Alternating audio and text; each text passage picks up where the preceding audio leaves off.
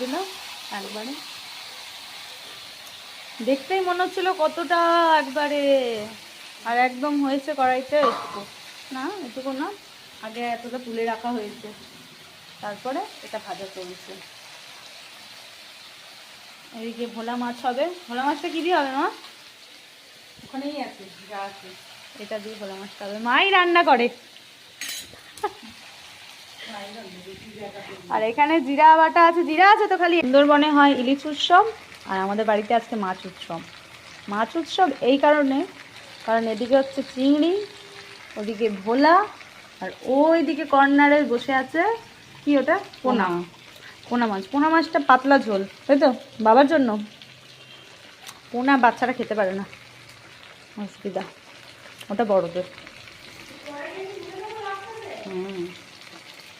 এই ধনে পাতা শীতের একদম স্পেশাল, ধনে পাতা দিয়ে দিলে মানে একদম জম্পিস খাওয়া দাওয়া।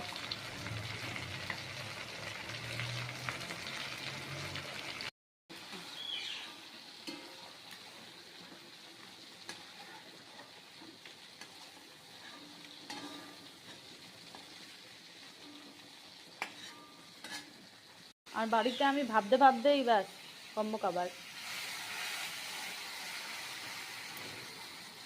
গোটা মশলাটা দেবে না, বেশি হয়ে যাবে। মশলাটা কষবে এবার, তারপরে এটা হবে জিরা চিংড়ি।